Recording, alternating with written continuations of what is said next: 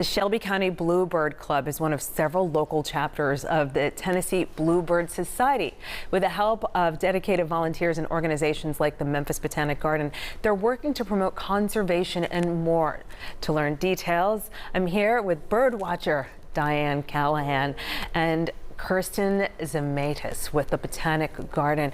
Welcome. This is so exciting to me. I love birds. So tell me about, Diane, tell us about the Shelby County Bluebird Club, first of all. Yes. We are so fortunate to live in the Memphis Flyway, where we have millions of birds every year migrating through. But the bluebird is a beautiful bird. And not to be confused with the bully blue jay, the big one that's noisy, but the bluebird club, hold it up again? Yeah, just while you're talking. What were you about to say about the bluebird? Well, they were almost endangered in the 1970s.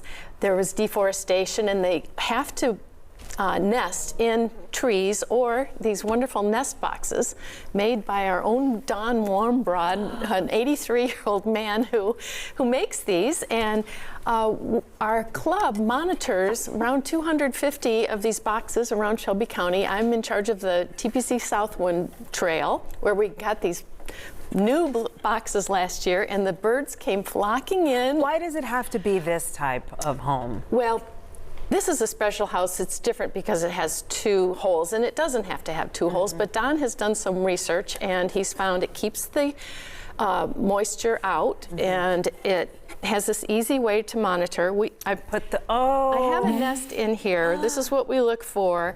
Unfortunately, these eggs weren't viable and didn't hatch, but we open the box and look in and see if there's a nest being built and if there are eggs being laid.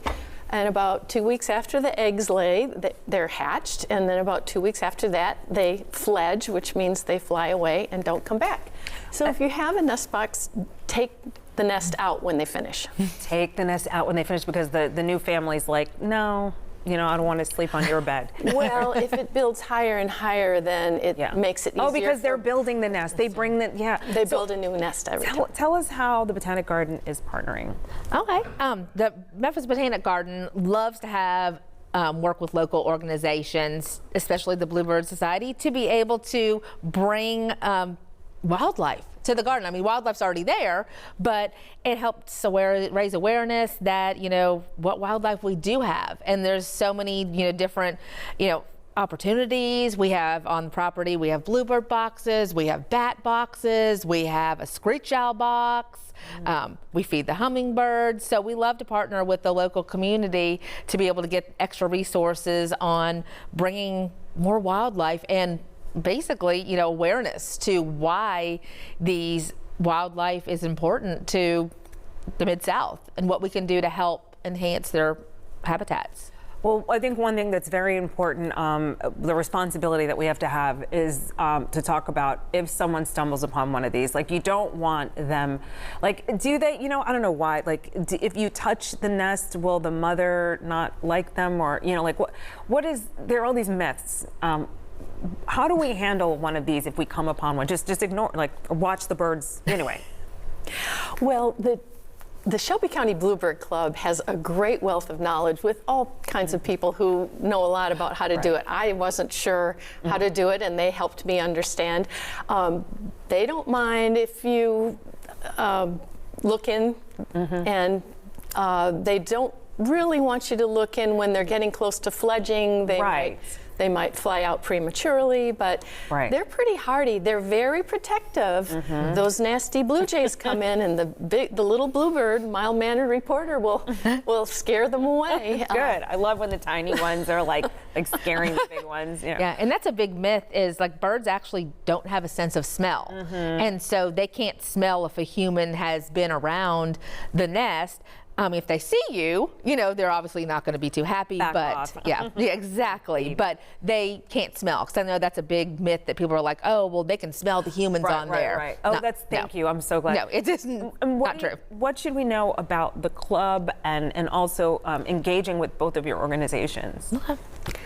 Well, the club, if you wanted to get a nest box, there's you can get on our Facebook page and talk about and see how to get one installed, and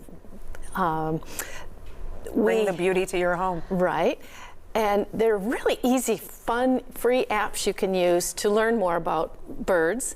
One is called the Merlin Bird ID. It has this little thing, and you can push the sound button, and when you're out in the garden or outside at all, it will listen and tell you what birds are singing around you. Then you can learn all about the various birds. They're so beautiful and so just magical. And you do encourage others to partner with the garden. Yes, definitely. We're always open to find new community partners to come and, present what they have going on, and, people to come to the garden and to come bird watch and, just enjoy nature. Get outside, get away from those screens, and be able to go out and enjoy nature and see what it has to offer for you. And they have a wonderful event this weekend people should go to. Yeah, our Halloween hike event is this Saturday, and so kids will come trick or treat around the garden, and we have 20 to 30 different community partners that are coming and come on view out. that wildlife. Thank you so much for coming in. We appreciate you bringing this new thing to us. We'll be right back. Thank you for having us.